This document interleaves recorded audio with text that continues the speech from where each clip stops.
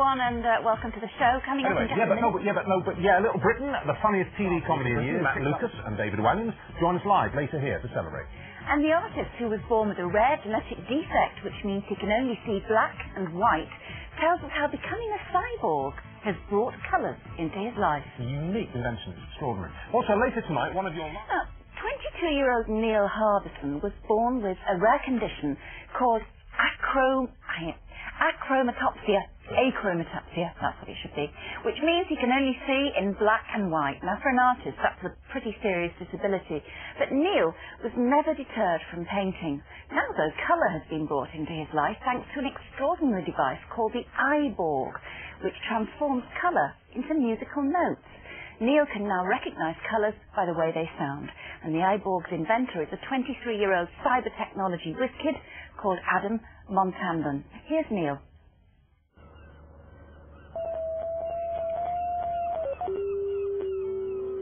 My name is Neil Harbisson, and I have achromatopsia, which means that I can only perceive black, white and shades of grey.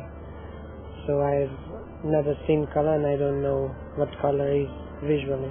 That's why I studied art in Spain, because I wanted to get into the world of colour and get to know it better. When I compare it with other people, I knew I was missing something. What I'm doing here is putting sound on a piece of paper, and it's a way of being both a composer and a painter. I've been listening to the sky.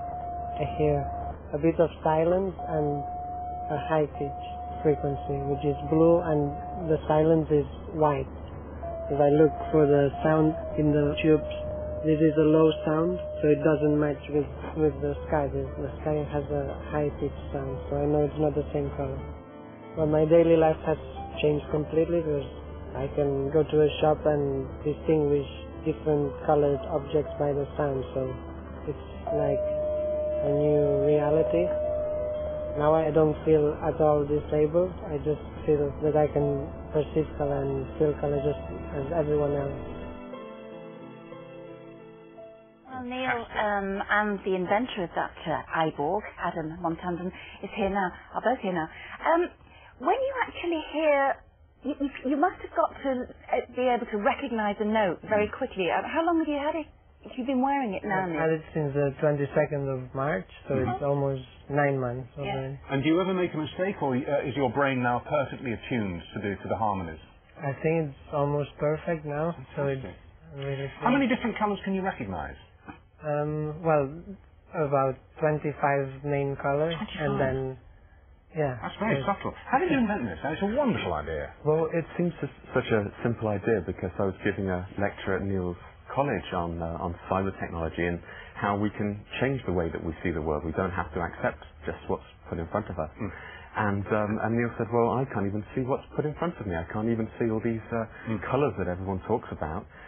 What can I do about it? So it just got me thinking so much. And on the train ride home, I was coming up with new ideas. And then the next lecture that I did at Neil's college, I brought in this device, and here we go. It just makes so much sense. Just explain what it is. There's a computer in your backpack, isn't there, Neil? And so what Neil is looking at is through that little camera. Yeah. You explain. That's right. He's got a camera that you can use just about any kind of camera that you can get from any digital camera from any shop, and a regular PC laptop. So you can buy all these parts there. It is so simple. Have you patented this?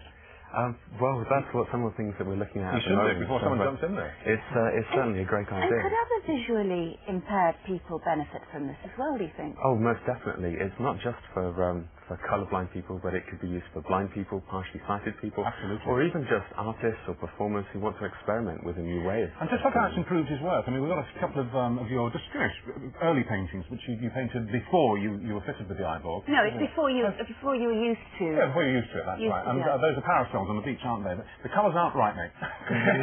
Let's have a look at some later work. Yeah, now already you've got the sky, you've got the white in the sky that we saw you on the film looking at, you've got the bright greens, you've got the light coming through the hole in the hedge, and again, you've got a bit of a seascape going on there. That's lovely. And you've even done a picture of us. Let's have a look at this. He's going to give that to us. Oh, it's there, is it? It's really good.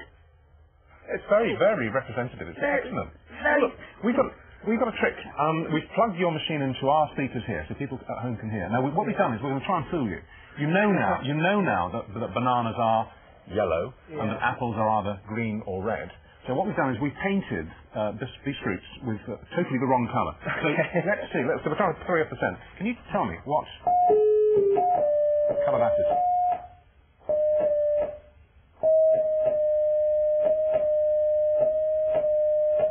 Yeah, it's so high, it's probably blue. It is blue! Okay. That's high, isn't it? Because of course you study music as well, don't you? So okay, one more. It's a banana. It should be yellow, but it's not. Yeah, that's the highest sound possible, so it's red. It is red! Thank you very much for coming. And congratulations on a marvellous invention. And it's such fun as well. It's quite an artistic thing as well as a factory. And just one final question. Do you think even if you're not musical, as Neil obviously is, you could get used to this kind of note divination, if you like? Well, yes, of course. I mean, how it works is it takes the frequency of light, which is normally very, very fast, and slows it right down until it stops becoming visible but starts becoming audible. Yeah. So what Neil hears, strange as it may seem, is exactly what you or I would see. You're absolutely right. Looking at that red banana, I'm looking at a frequency. That's all it is, a frequency. And my voice is a frequency. You're absolutely right. Well, that's fascinating. Thank you both very much. Thank you very much. And time now for our last visit down under. We asked comedian Ed Burns.